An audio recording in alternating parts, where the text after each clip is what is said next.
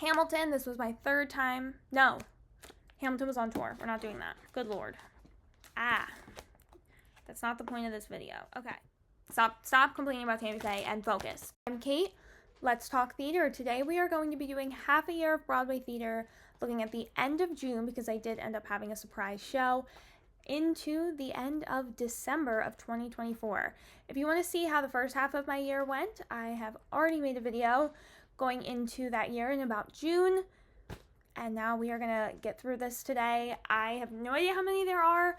I honestly don't even know what some of these may be. So this is going to be a fun bit of a reflection for me as well. We've got Waboom to join us. Let's get started. I'm going to be doing rapid reviews, just mini reviews of every show, and we'll kind of take it from there. First up, Tommy, the Who's Tommy. I saw this. This was my final quick, I think I saw it June 28th, right? So final time I got to see it on Lottery a couple weeks before it closed. It was fine. It had a lot of the same flaws from my understanding that the original show did.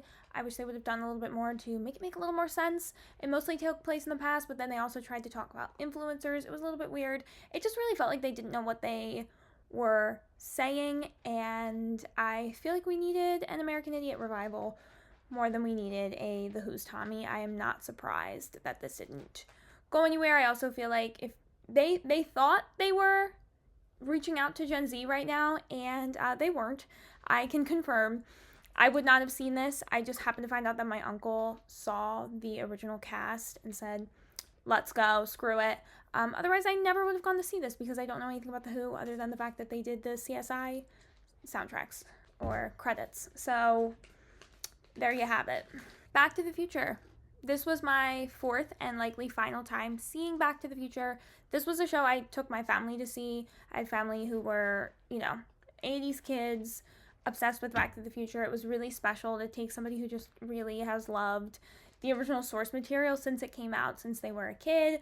So it dazzled them. I think this is a really fun show. I give it credit for being really quality entertainment, even though, yes, it is not the peak of artistic quality by any means, but it's so cool.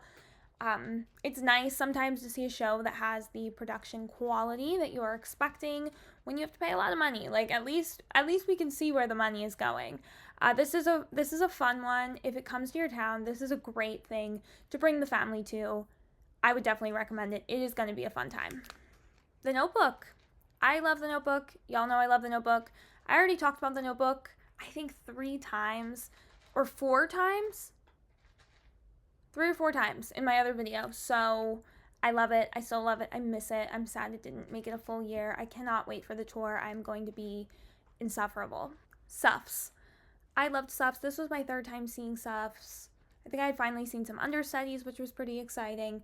I saw this, it was the first Saturday matinee post Biden dropping out, and seeing this in that time period, Hillary Clinton was there. The energy was insane. It's weird to think about that day now, but that day will always hold a special place in my heart. That is the magic of theater, right? Feeling all of these things together and the energy being so electric. And for that part, I am grateful. I'm not taking these out of the plastic anymore. It's too hard. We're going with the plastic. Does that look okay? Okay, if I hold it right, that looks okay.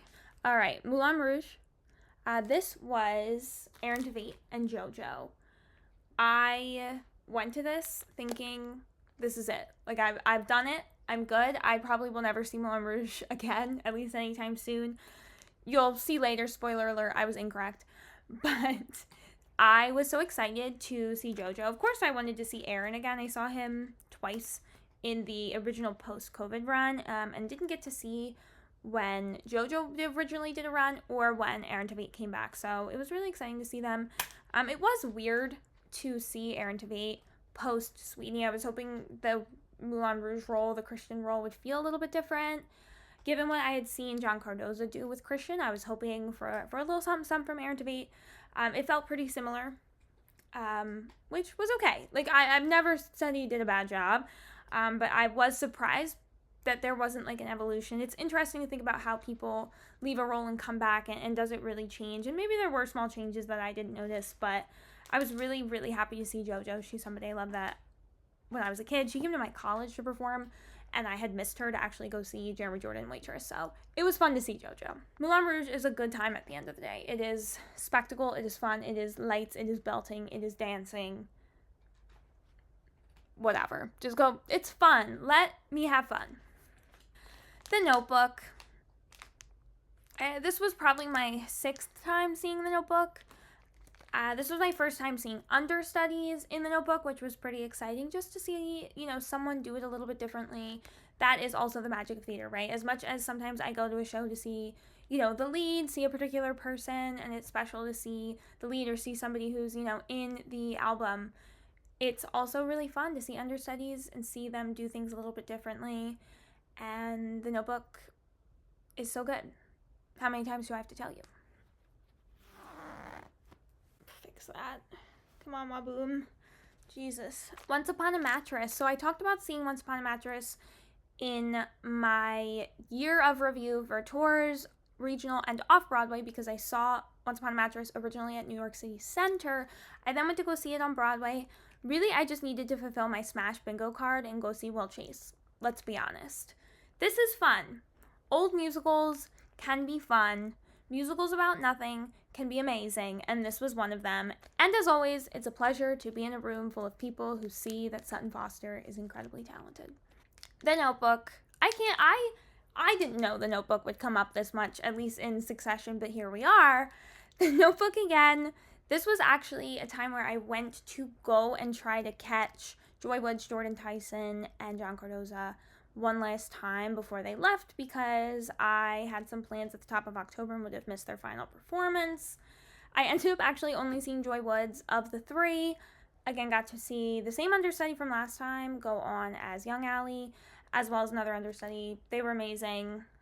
Everyone in The Notebook's amazing. I can't wait for the tour and for the touring announcements, and I'm very curious to see if we will see any people who played as understudies or swings, see if they follow, because I think that makes tours just extra fun. Left on 10th. This was a play that was sad, and I didn't know it would be sad. I mean, talk about seeing The Notebook and then Left on 10th. I wanted to see Peter Gallagher and Juliana Margulies. Ironically, I had just finished rewatching Grace and Frankie, and I'm now watching The Good Wife for the first time, so how could I not? We also love the Efron sisters in this house, so this was a great play to take my mom to. It's got a couple weeks left on Broadway as the time that I am filming this, so check it out if you're interested. It's just a beautiful, true story about love, healing, and grief, loss, ambiguous loss. Love of Grief and Loss Broadway production, I suppose, but it was really cute. I'm surprised it hasn't done a little bit better than it has. It's one that I would definitely recommend to anybody who loves the kind of rom-com era. My final time seeing Suffs. This was an interesting watch. Again, I think about Suffs in a very different way now, and it's harder to think about some of the hope that this production was able to muster within me as a Gen Z. But I'm holding on to pieces of this show because it is important, and we need to have hope, and we need to see past what's hard right now. And I definitely recommend giving this soundtrack a listen if you are unfamiliar with the show. We will also get a pro shot with PBS and great performances at some point. It has been filmed. That's really exciting. We need pieces of theater that showcase our history to be put out there into the world and to be accessible. So grateful to PBS for that one. We love PBS. Maybe Happy Ending. This was my first time seeing it. I saw it the second week of previews. There were technical difficulties, which is unfortunate when you're sitting for a very extended period of time at the Belasco because those seats are diabolical, but it is also kind of the fun part of going to a preview. I think maybe Happy Ending, like many people, this is the show of the season. This is an incredible piece of theater. I think in a lot of ways, this show is also about grief and loss, but in a way that's very different than the other shows that I recently just mentioned and saw that have to do with grief and loss. I think that it doesn't feel gimmicky in talking about robots and AI and all of that. It feels very grounded. I feel like the initial plot feels like an episode of Black Mirror, but it takes a turn in a way that's really unexpected. So give this musical a chance. Don't feel like you're going to go see something gimmicky. It is really grounded and really beautiful and really impressive what they do with the special effects. Also, Darren Criss, we have to fulfill the Glee bingo card.